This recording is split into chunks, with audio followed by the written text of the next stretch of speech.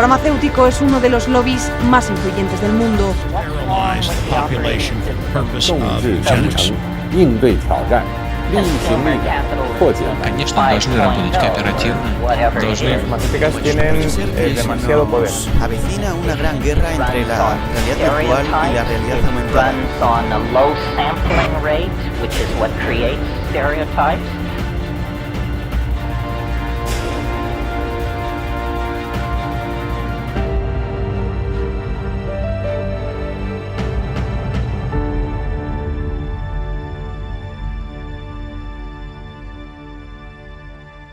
Hola, ¿cómo están? Bienvenidos nuevamente con ustedes en esta nueva temporada de Humo y Espejos. Como he dicho en otras oportunidades, en otros programas, ACTV cumple 10 años este año y esperamos festejarlo con ustedes. Así que vayan agendando, 27 de septiembre es la fecha indicada. Tienen más que tiempo para ir reservando el lugarcito. Así que yo les voy a ir recordando a lo largo de este tiempo. Mientras tanto, seguimos acá, firmes, con Humo y Espejos, con Azul Selene, que muchos preguntaron qué es lo que había pasado. Bueno, sigue con nosotros y creciendo junto con ustedes. Así que ahora vamos con ellos para que nos cuenten ¿qué es lo que nos trae en su columna hoy? ¿Cómo estás, Marcelo? ¿Cómo estás, Azul? Cuéntenos qué es lo que vamos a ver hoy. Hola, ¿qué tal? ¿Cómo estás? Mira, hoy vamos a traer un tema que lo hemos tocado en algún otro momento. Y yo creo que es algo que va a ser determinante. Pese a que todavía no, en los círculos políticos, incluyendo te diría que hasta los intelectuales, no todos lo están sopesando la importancia de esto, que es el tema del trabajo. O sea, el avance de la tecnología y el avance de la inteligencia artificial va a condicionar nuestras sociedades. Sí o sí, la cantidad de trabajo y la calidad del mismo va a ir disminuyendo. Esto es un hecho, va más allá de que a nosotros nos guste, nos parezca bien o mal. Entonces creo que es un momento en que nosotros necesitamos empezar a analizar ese tema. Entonces ese fue el tema que hoy le dimos a Azul para que se preocupe en buscar información y que nos hable de esto con un poquito más de detalle. Hola, ¿cómo estás? Bueno, sí, precisamente vamos a hablar de cómo los avances tecnológicos van a terminar con la clase trabajadora. Buscando sobre el tema, me encontré con muchos, sobre todo economistas, que decían, vos no te preocupes que el trabajo, bueno, va a destruir que el avance tecnológico va a destruir algunos empleos, pero va a crear otros nuevos. Ya históricamente la tecnología avanzó y si bien se dejaron de hacer ciertos trabajos por hombres, siempre se creó algo, siempre se necesitó, porque la tecnología siempre está para acomodarlo, para servirle al hombre. Da un poco la sensación que es una... muy utópico. Fe, ¿no? Creemos en que algo va a aparecer. Algo va a aparecer y dicen, no, lo que va a pasar es como la tecnología está para acomodar al hombre. El hombre va a tener que trabajar menos horas, va a ser menos sacrificada la vida. ¿Y vos realmente pensás que...? A mí me cuesta creer que unas grandes corporaciones, grandes empresas tengan como principal objetivo que los trabajadores tengan buenas condiciones, pues si no, no estaríamos en la actualidad como estamos. Ahora las únicas discusiones que estamos viendo son las contrarias, son las de aumentar las horas trabajadas, extender la vida laboral. Precisamente, y las condiciones de trabajo nunca estuvo la comodidad del trabajador como una prioridad. No precisamente.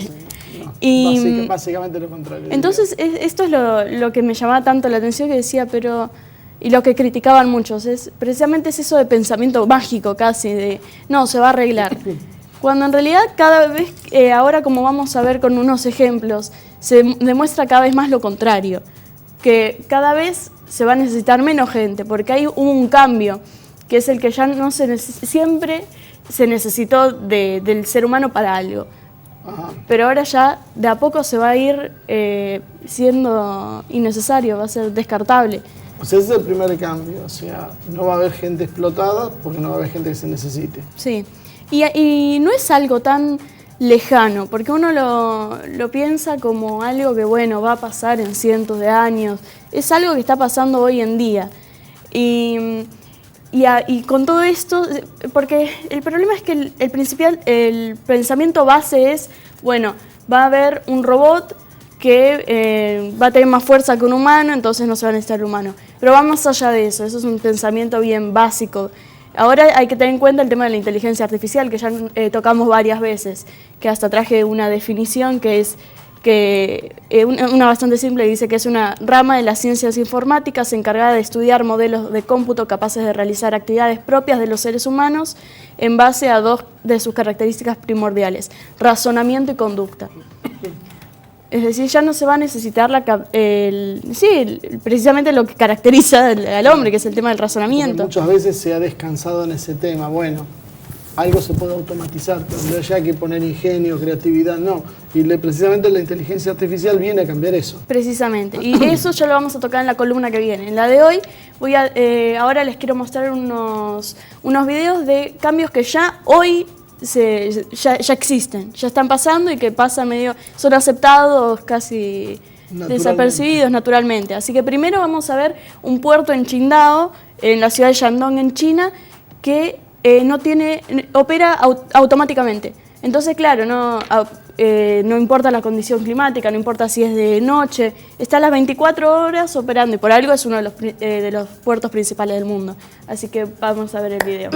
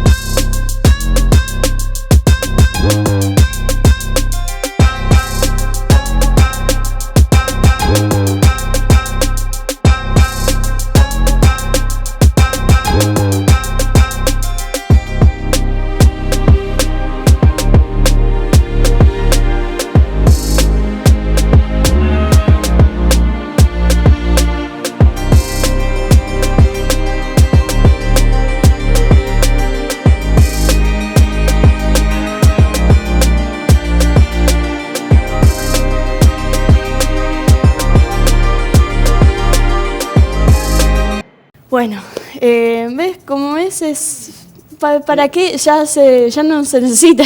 Aparte es asombroso cuando uno ve los módulos que transportan las cargas, que las grúas. Es raro porque ya uno ve inclusive no solo que no hay personas, sino que están diseñados con otro criterio. Sí. Ya no se le destina espacio a un operador.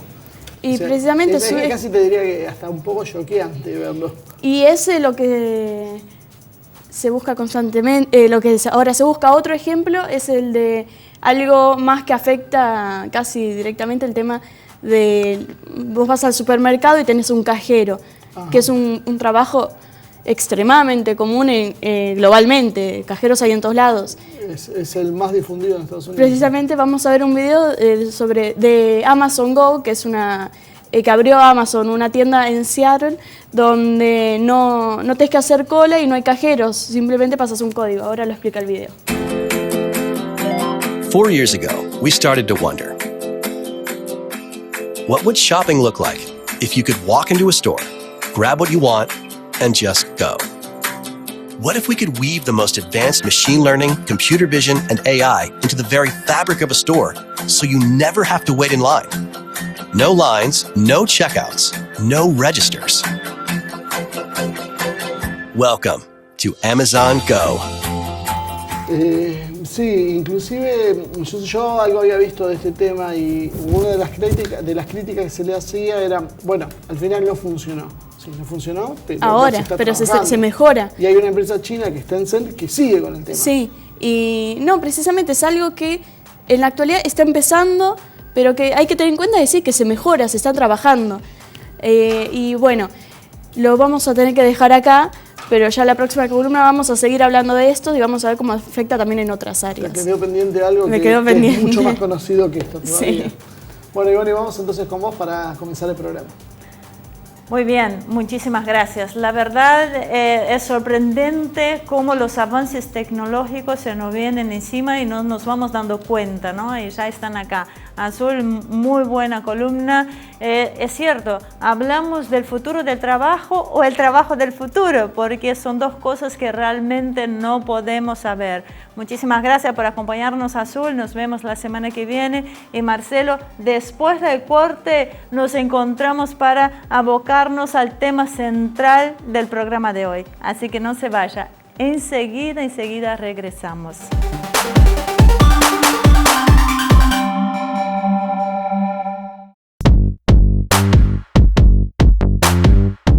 Muy bien, ahora sí, ya estamos con el tema principal que nos trae el programa de hoy.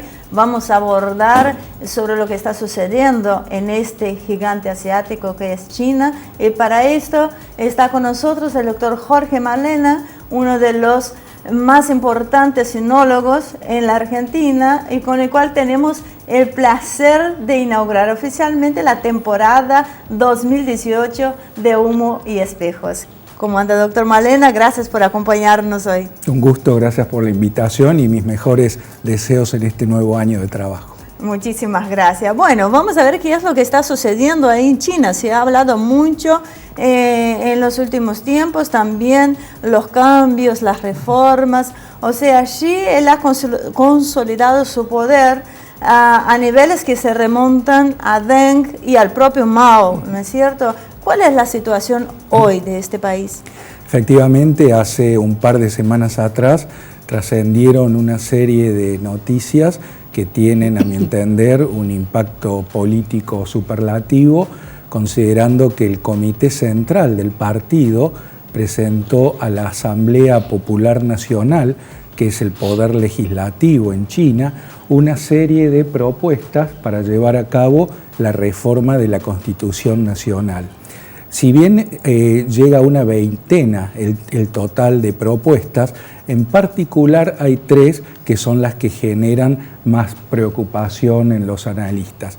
La primera tiene que ver con darle un estatus constitucional en el propio preámbulo al pensamiento de Xi Jinping como principio que guía o que debe guiar la acción gubernamental. Luego tenemos otra cláusula constitucional que guarda relación con el hecho de que los mandatos del presidente, del vicepresidente, ya dejan de tener una limitación a 2. Es decir, que puede haber una reelección ininterrumpida. Y finalmente también otro punto preocupante que quizás no ha sido tan desarrollado por los medios de comunicación, guarda relación con el hecho de que se va a establecer que el gobierno del Partido Comunista de China es una característica esencial, fundamental del socialismo con peculiaridades chinas. Esto último en particular es muy relevante considerarlo porque implicaría que se le da rango constitucional al régimen unipartidista de China y por lo tanto entonces el multipartidismo pasaría a ser algo inconstitucional. Vamos a ir abordando tema por tema entonces. Una de las cosas que se ve es como decía, que mucho la prensa occidental lo está manifestando su preocupación, es precisamente este tema de el mandato sin límite temporal, o sea, de la posibilidad de una reelección permanente. Eso en cierta medida lo hemos visto en casos como por ejemplo Alemania, donde Merkel o Helmut Kohl ha estado, si no recuerdo más, 16 o 18 años en el poder, ambos en distintas oportunidades. ¿Por qué debería ser más preocupante que pase esto en China y no en otro país? Bueno, porque en el caso de los países occidentales, la lectura que yo hago es que estos líderes que se han logrado mantener en el poder a través de reelecciones, lo han logrado por medio del voto popular. Pero en el caso de China no tenemos elecciones al estilo democrático. En China es el poder legislativo el que elige al presidente teniendo en cuenta lo que previamente el Congreso Nacional del Partido Comunista hizo en materia de elección de su secretario general. Es decir, en China el proceso político se caracteriza porque primero se reúne el Congreso Nacional del Partido Comunista, el cual elige a su secretario general. Y pocos meses después, el Poder Legislativo se reúne y elige al presidente de la República Popular. Bueno, estos dos cargos coinciden. Y este proceso para elegir las autoridades, ¿cómo se va dando? O sea, los electores del Partido Comunista, ¿cómo surgen? Tengo entendido que es un sistema piramidal, que van surgiendo desde abajo hacia arriba. Efectivamente, pero hay un considerable control, ya de por sí no cualquier persona se afilia al Partido Comunista y mucho menos entonces logra luego convertirse en elector. Pero más allá de que pudiera haber algún tipo de competencia en el seno del Partido Comunista, por más que este Partido Comunista tenga unos 80, 90 millones de afiliados, no nos tenemos que olvidar que la población de China es de más de 1.300 millones de personas y por lo tanto la enorme mayoría de la población de China no participa en el proceso de selección de sus líderes. Y perdón, ya sé que ya no te estoy dejando hablar y ya empezamos temprano este año, pero así ya cerramos este tema y después te dejo con el tuyo.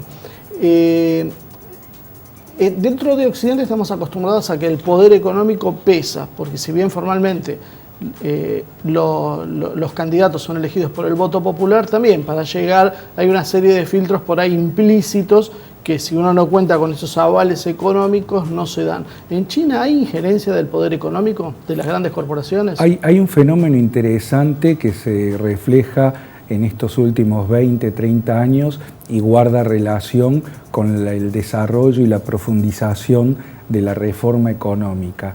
Cada vez más se incorporan al partido miembros de la clase media, alta y alta vinculados con esa bonanza económica, es decir, tenemos cada vez más empresarios, más lo que podríamos llamar capitalistas chinos. Pero aquí la paradoja es que casualmente ellos se incorporan al Partido Comunista para defender sus intereses en vez de lo que podríamos imaginar en Occidente, que surgiera una oposición política a partir de una nueva clase social que se contrapone al gobierno que tiene una ideología totalmente distinta. Hablando siguiendo el razonamiento de Marcelo y de los procesos democráticos que nosotros conocemos acá en Occidente y que tanto uno desconfía cuando habla de China, del socialismo, del comunismo, de todos esos temas, mi pregunta es, ¿hay una demanda del pueblo para que el sistema sea diferente? Acá nosotros elegimos un presidente con el voto popular, donde todo el ciudadano que quiera y esté apto puede votar. En China, la gente demanda esto, quiere ir a las urnas. Hay un enorme control social y político que ejerce el Partido Comunista y por ese motivo es muy difícil conocer el sentimiento de la población. Ellos no se expresan libremente, aún uno teniendo la posibilidad de hablar con ellos en idioma chino y haciéndolo en privado o buscar de hacerlo en privado, no se van a abrir en totalidad como haríamos nosotros en esta otra parte del mundo. Pero hay algunas señales interesantes que podría uno decir que son sutilezas o ironías, porque obviamente es un pueblo muy inteligente, que no pueda participar no significa de que no se den cuenta, que tiene que ver, por ejemplo, con que en estas últimas 2 semanas, una vez que se anunciaron estas propuestas de reformas a la Constitución y que finalmente hace pocos días atrás, finalmente el Poder Legislativo aprobó estas enmiendas, la gente, por ejemplo, salió a apostar, a comprar acciones en la bolsa en empresas cuyo nombre tenían que ver con palabras como emperador, larga permanencia, poder omnipotente, etcétera, etcétera. Pero hasta incluso, digamos, si bien estas marcas tienen esos nombres, empresas que tienen que ver con cualquier rubro. Es decir, no necesariamente que evidenciaran que era un negocio importante o inminente, claro, sino que es como que se mandaron señales, porque acá sí ya el partido no puede terminar censurando las noticias que guardan relación con las altas y bajas en la bolsa. Ahora, otro de los temas centrales que destacaba era el tema del pensamiento de Xi. Y hace ya mucho tiempo venimos hablando y hay un gran debate sobre si es socialismo o no lo que está sucediendo en China. ¿Qué nos puede decir sobre el pensamiento y sobre el rumbo de este modelo? Sí, efectivamente, este pensamiento de Xi Jinping ha tenido, digamos, como definición lo que se llama el socialismo con características chinas en la nueva era. Es decir, esto de lo de la nueva era sería aquello propio de Xi Jinping que guarda relación con la nueva circunstancia histórica por la que atraviesa China. Recordemos que se están cumpliendo 40 años de la reforma y apertura económica lanzada por Deng Xiaoping y por ese motivo, obviamente, ya China ha sufrido una serie de transformaciones. Bueno, volviendo entonces a puntualmente tu pregunta, en efecto podemos ver que hay una China que ha cambiado en materia social, política, económica, si bien específicamente en lo que hace al mandato de Xi Jinping, que se remonta a fines del 2012 y no sabemos cuánto más va a durar, hay algunas señales en materia social y política que generan preocupación por lo que es, por ejemplo, el empleo de la tecnología para llevar a cabo un mayor control en la sociedad, lo que es el encarcelamiento de abogados y defensores de los derechos humanos, y luego en el ámbito político, todo esto que tiene que ver no solo con entronizarse en el poder, sino también afectar ese modelo de liderazgo que había promovido y puesto en marcha Deng Xiaoping 40 años atrás, donde teníamos una China en la cual el poder no se concentraba en una persona, había una dirigencia que se apoyaba en la búsqueda del consenso, era una dirigencia colegiada en la cual se evitaba el culto a la personalidad. Bueno, todo eso está quedando atrás. Y me toca a mí porque tengo una pregunta pendiente. El tema es que hay una realidad. No hace muchos años todos hablábamos de China y ellos mismos se presentaban como una potencia emergente, ¿no? No se comparaban con el poderío de los Estados Unidos, pero parece que hoy las cosas se han precipitado. China se ve obligada de cierta manera a poner un papel de superpotencia. O sea, lo que estas medidas, son dos preguntas en realidad, estas medidas son un contrapeso a lo que viene, lo que están preparando, necesitan más tiempo para poder encontrar la forma de enfrentarse con Estados Unidos, y qué medidas ellos están tomando que viene a lo mismo, ¿no? Para mantener, o sea, para hacerse cargo de este nuevo rol de China. Sí, digamos que más que aludir a enfrentarse con Estados Unidos, yo diría estar en condiciones de competir con aspiraciones a lograr algunas victorias, ya sea en el campo de la geopolítica, de la economía, con Estados Unidos. Hay otro detalle que quiero subrayar porque quizás a nuestra audiencia le puede llamar la atención esta referencia al mayor autoritarismo y a un panorama sociopolítico y económico más oscuro, y podrían decir, pero ¿cómo? Recién ahora se está descubriendo que en China hay unipartidismo, que hay autocracia. No, obviamente, desde 1949 hay unipartidismo, hay autocracia. Simplemente lo que sucedió es que con las reformas de Deng, que no solo fueron en lo económico, también se buscó en materia política todos estos detalles que mencioné hace un rato sobre que no exista un líder omnipoderoso. Bueno, ahora sí esto está sucediendo, y relacionándolo entonces con tu pregunta, si unimos entonces este autoritarismo en materia de política interna con los objetivos que el propio Xi Jinping expresó en su informe ante el Congreso del partido el año pasado, donde marcó que en el 2050 China debería ser una potencia mundial. Entonces, bueno, estas señales no muy auspiciosas en materia de política interna, obviamente a todo analista le hace desconfiar sobre los medios con los cuales China aspira a ser una potencia en 20 años. Ahora, no es casi podríamos decir una cuestión natural, viendo los antecedentes del funcionamiento de muchas organizaciones de derechos humanos, ONGs, que las hemos visto actuar en Medio Oriente especialmente, donde en aras de denunciar gobiernos también con algunos tintes autoritarios, terminaban en realidad generando una situación propicia para la intervención de potencias extranjeras. Da la sensación como que China estaría un poco curándose en salud, sabiendo que este mismo mecanismo va a ser usado en contra de China.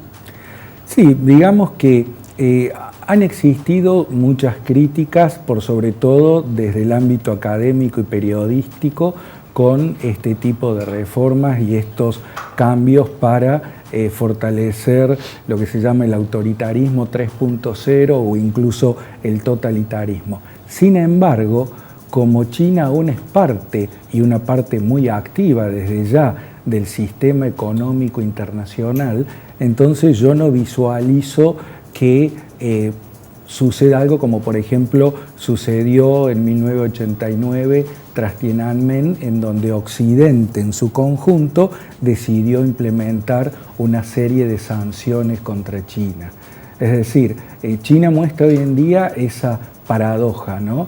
En materia de política interna, un Estado cerrado, autoritario, mientras que en materia internacional y por sobre todo de economía internacional, con un protagonismo creciente que incluso se fortalece por lo que han sido las decisiones, las medidas de la administración Trump. Ahora, ¿no hay algo también por ahí un poco como preguntaba Ivonne al principio, ¿no hay algo en el mismo pueblo chino por su pensamiento imbuido del pensamiento de Confucio, esa cuestión jerárquica, lineal, verticalista, que también uno lo ve en cierta medida en Japón o lo ve en Corea, donde a veces, más allá de por ahí de una ficción de distintos partidos políticos, en realidad es como que termina siendo siempre lo mismo, o sea, hay una idea general que es la que baja y que la población termina aceptando básicamente porque creen o les parece que es lo mejor para el conjunto de la sociedad las decisiones que toma la autoridad. Te agradezco mucho esta pregunta en particular, más allá de las excelentes preguntas que me están presentando, porque casualmente he podido observar que algunas reacciones que han tenido lugar en nuestro medio, luego de lo que fueron mis iniciales declaraciones, tal como las estoy presentando ahora en otros medios, algunos han hecho alusión a que al criticar lo que ahora está pasando en China es porque estoy o estaría empleando, digamos, patrones occidentales para analizar a China. Y yo te puedo asegurar que eso no es así porque mi dedicación a China tiene ya más de 30 años. He tenido la oportunidad de vivir en China, estudiar en China y por lo tanto cuando analizo a ese país lo hago con los parámetros que he aprendido sobre la cultura política de China. Si bien es muy cierto lo que vos mencionas sobre que su cultura política es distinta a la nuestra, ellos por esa formación confuciana tienen un particular apego a lo que es el sentido de la autoridad, del orden, la importancia de la estabilidad social. Pese a eso, la lectura que yo hago es que todo ciudadano chino desea participar en lo que es la cosa pública, la administración de la cosa pública, con las reformas denguistas y de la primera etapa post-denguista se pudo observar el desarrollo de una sociedad civil en China, pero ahora en estos últimos 5 o 6 años, con esta nueva dirigencia, todo eso está quedando cada vez más atrás. Y por ese motivo entonces, como académico que no solo tiene que analizar la realidad, sino también llevar a cabo algún juicio de valor, lo que yo observo es que se le está privando cada vez más al pueblo chino sobre la posibilidad de ejercer derechos políticos. Y usted, que tiene una relación fluida con la embajada china y que ha viajado y viaja en forma bastante habitual, ¿nota que hay algún tipo de distanciamiento, frialdad, hostigamiento a partir de esta posición que está mostrando? No, en absoluto. En ese sentido, digamos, no he notado ningún cambio en la relación personal y hasta puedo asegurarte que en esta carrera ya de hace más de 30 años y lo que es mi vinculación profesional, tanto con la representación de China como con la Oficina Comercial y Cultural de Taipei, ellos siempre a mí me han proferido respeto porque saben mi interés por conocer qué pasa, por qué pasa lo que pasa, qué es lo que puede pasar, y no hay en mí ningún interés en particular como para, digamos, sea influido, sea incidido mi trabajo académico. Doctor Malena, tenemos que ir a un pequeño corte. Realmente valoramos mucho y como siempre sus aportes para nosotros siempre fueron muy bien recibidos dado justamente su conocimiento académico y el de conocer un pueblo que no es fácil. Yo he visto estas cosas suelen suceder cuando opinan acá mismo sobre mi propio país algunos académicos con mucha importancia, pero de repente no logran entender la idiosincrasia. Creo que siempre es un plus eso de conocer a un pueblo. Así que vamos a un pequeño corte, no se vayan, enseguida regresamos.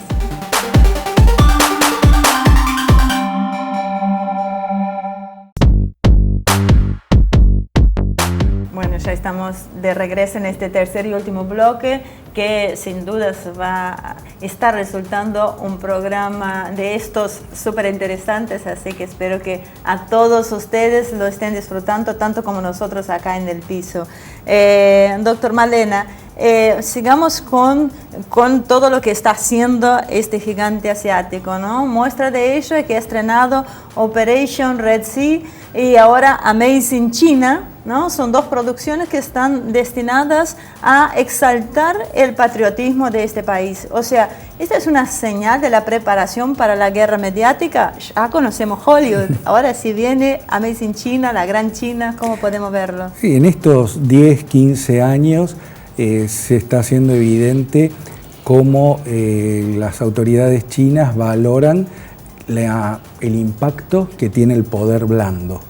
Ellos incluso lo utilizan a nivel interno, no solo a nivel internacional, con lo que son sus iniciativas en materia de promover el conocimiento de su cultura, de su idioma, de sus artes, de su historia, sino que también apuntan al marco interno porque infiero, mi lectura es que ellos se dan cuenta que alentando el patriotismo no solo logran aceptación y adhesión a la élite gobernante, sino que también ese patriotismo contribuye con cubrir, tapar ese vacío ideológico que se ha generado en China hace más de 30 años a la luz de las reformas económicas. Porque ¿cómo puede ser entonces que, digamos, haya una ideología oficial que adhiera al marxismo, al leninismo, al pensamiento de Mao Zedong, etcétera, y que por otro lado, cuando vemos la economía del país, observamos claramente un país en transición hacia una economía mixta o una economía de mercado? Entonces, para evitar, observo yo, este tipo de contradicciones que pueden llevar a reflexionar a la población, que obviamente ya han reflexionado al respecto, bueno, el patriotismo, el orgullo de ser chino, contribuye entonces a que ese vacío sea llenado. Antes que Marcelo tome la posta, vamos a seguir con lo sociocultural. porque hay una cosa que es bastante real. Yo he visto algunas promociones de Rusia para su pueblo, de consumo interno. Y son producciones que te llevan a sentir a Rusia en el corazón, te llevan a querer. Incluso dice a los ciberguerreros que dejen tanto de guerrear por internet y vayan a hacerlo realmente algo por su país, porque también hay mucho de estas no cosas. Lo hagan. ¿Ah? O que no lo hagan, lo que dicen los o rusos. Que no lo haga. O sea, no asuses una guerra si no estás dispuesto a pelearlo. Claro, porque muchas veces por internet la gente saca la bandera, vamos a hacer tal cosa, pero después no sale a la calle a hacer lo que tiene que venir. China, poder blando, yo creo que es la primera vez que escucho eso referente a los medios de comunicación, porque más bien parece un poder tremendo, durísimo. Es una decisión, digamos, acertada por ese tema, algo que nos faltaría un poco a nosotros acá, en nuestra región. Bueno, en primer término, este empleo del concepto de poder blando, en efecto, es una cuestión académica, una definición que más que nada surge al identificar como poder duro lo que sería la economía, lo militar, lo científico-tecnológico. Por eso apoyarse en la cultura, en la ideología, se terminó identificando como poder blando, ¿no? Y bueno, en el caso de nuestro país, todo guarda relación, estimo yo, con cuánta es la intervención estatal, porque una cosa es alentar el amor por la patria y otra cosa es promover un nacionalismo que no termina siendo pacifista o afín con los vecinos. Con esto no habría que verlo por ahí en un marco de reacción ante la globalización, porque esto que pasa en China lo vemos en Estados Unidos con Trump, que apela al mismo nacionamiento, lo vemos con Putin en Rusia, lo vemos con Le Pen en Francia. Da toda la sensación que en realidad lo que hay es un vaciamiento cultural de los pueblos, una pátina global donde superficialmente se mantienen algunas tradiciones, se imponen valores universales para todos, independientemente de que sean ajenos a las propias tradiciones, y esto como que empieza a generar una reacción. No quita que un gobierno entonces después se monte sobre eso para desarrollarlo, pero hay una base diferente. En cierta medida, ¿China está resistiendo a ese modelo? Bueno, ya desde la década de 1990 se refleja un creciente nacionalismo que no solo es alentado por el propio gobierno por estas cuestiones que mencioné hace un rato, sino que también la propia población oportunamente tuvo una suerte de desilusión con lo que era la apertura a Occidente, la apertura al mundo, porque al conocer un poco más lo que era el mundo, vieron que había cosas que eran criticables. No obstante ello, la ironía es que hoy en día, es decir, en estos últimos años, por lo que es un nacionalismo cada vez más agresivo y xenófobo, y considerando las recientes restricciones en materia política que sufre la población, por lo que yo he conocido a través de algunas reacciones de ciudadanos chinos, es como que se termina diciendo, bueno, pero Occidente entonces no es tan malo. Ahora, xenófobo en China, porque eso lo ve uno, por ejemplo, en Japón, donde sí hay un nacionalismo histórico que ha sido agresivo. ¿En China también se ve ese fenómeno? Digamos que ellos tienen una larga historia y por sobre todo la experiencia del siglo XIX, que la propia historiografía china lo identifica como la humillación, el siglo de la humillación nacional, aquella etapa en la década de 1830, 1840, que comenzó con la Guerra del Opio y que concluyó con la proclamación de la República Popular en 1949, ellos abiertamente reconocen que fueron víctimas del sometimiento de Occidente. Entonces, esa suerte de rechazo, xenofobia al extranjero en general y al occidental en particular, combinado con un creciente nacionalismo, resulta en un cóctel muy particular. Lo que pasa es que yo creo que no todo sistema es tan malo, o todo malo, ni todo sistema todo bueno. O sea, yo creo que... no, tampoco quiere decir no que... Dije nada, yo, no dije pero nada. sentiste mal. Yo creo que Occidente no es lo peor que hay, y tampoco Asia es, o China sería lo mejor que hay. Yo creo que hay cosas buenas y malas en ambos lados, y la cuestión es saber dosificar o combinar. Pero usted dijo algo que también es una interna, que una cosa pendiente que a China, que ahora llama a Taiwán a volver al consenso del 92, porque pareciera inevitable que con el crecimiento y consolidación que está teniendo, absorba a Taiwán bajo alguna fórmula que le permita cierta autonomía de la isla, ¿no es cierto? La nueva líder de Taiwán, por lo visto, no coincide con este pensamiento. O sea, ¿qué desenlace usted puede prever para esta situación? Sí, digamos que desde el 2016, con la llegada al poder del Partido Democrático Progresivo en Taiwán, tuvo lugar un cada vez mayor alejamiento entre Pekín y Taipei por el hecho de que una de las banderas de este partido que actualmente gobierna en la isla es la autonomía. Para China esto no es aceptable. Para la República Popular, Taiwán es una provincia, que es una provincia rebelde, que se ha, digamos, escindido, y no la considera un Estado nacional soberano.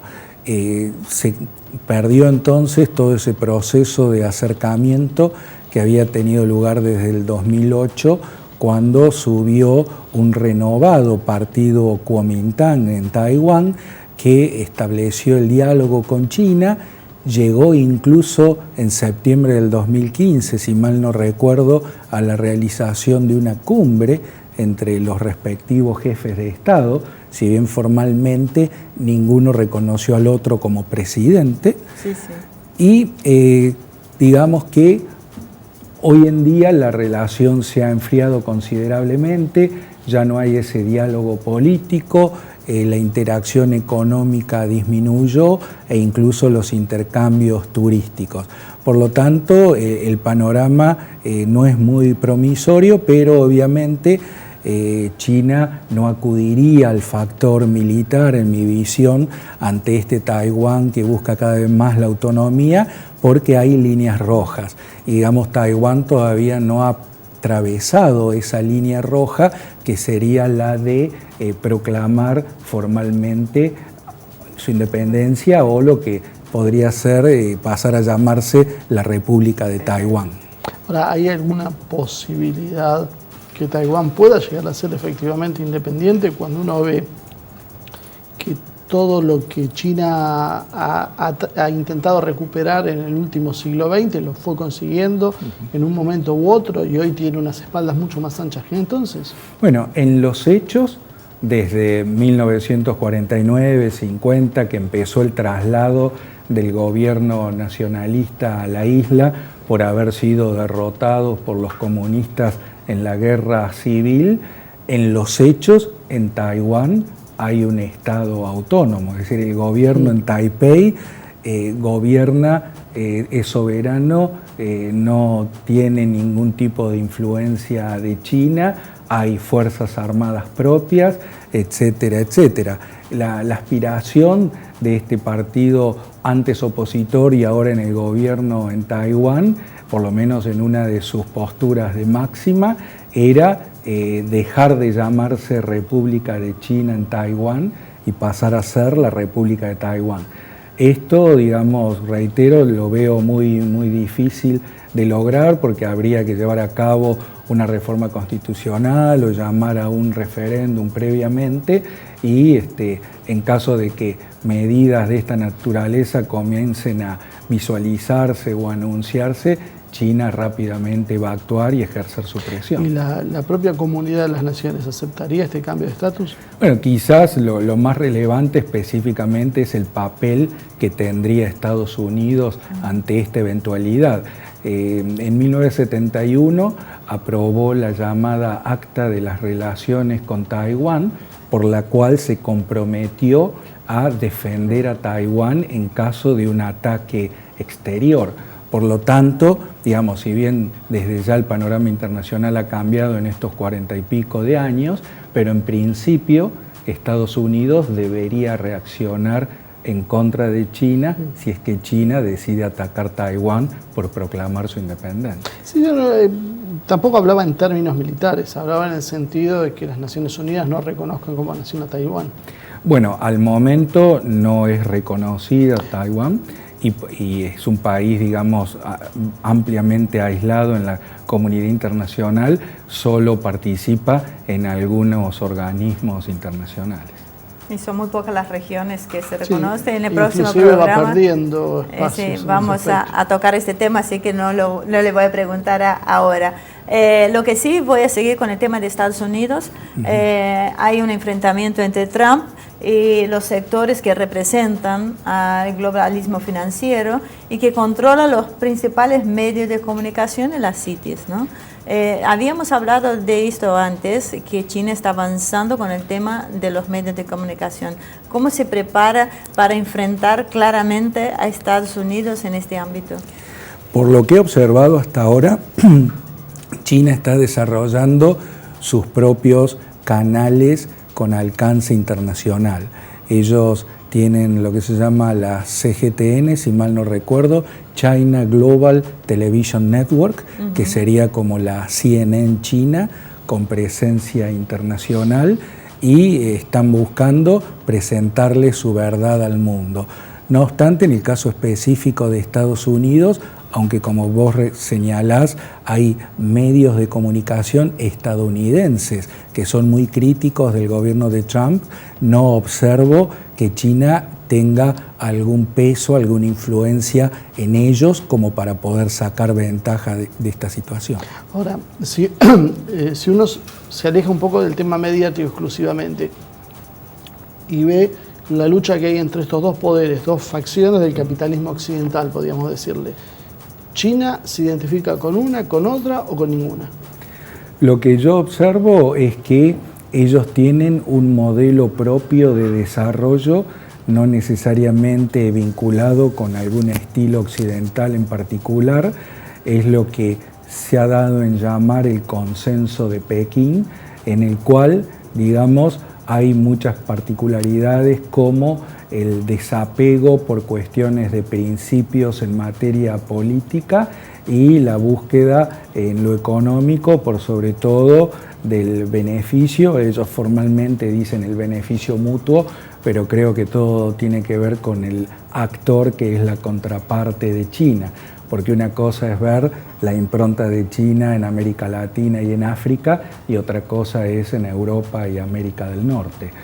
Sin embargo, digamos, lo que se ve con mayor claridad es esta voluntad de salir al mundo que tiene China, no solo para asegurarse los insumos que son necesarios para el desarrollo de su economía, sino también para emplear la sobreproducción, la mano de obra que tiene, y por eso creo que un punto muy interesante a seguir en estos próximos años es el funcionamiento de esta iniciativa que se llama la nueva ruta de la seda o una franja y un camino.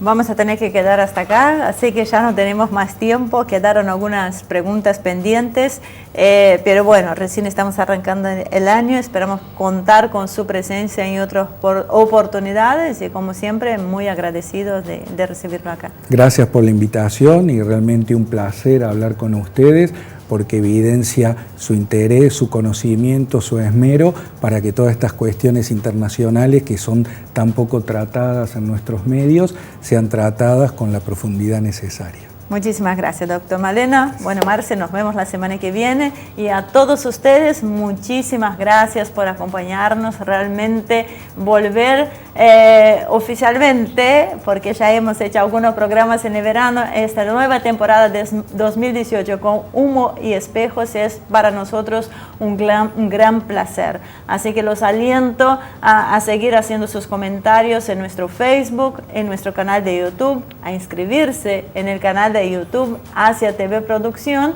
y estar festejando con nosotros los 10 años de Asia TV que cumplimos este año. Muchísimas gracias nuevamente por acompañarnos y nos vemos la semana que viene con una nueva edición de Humo y Espejos.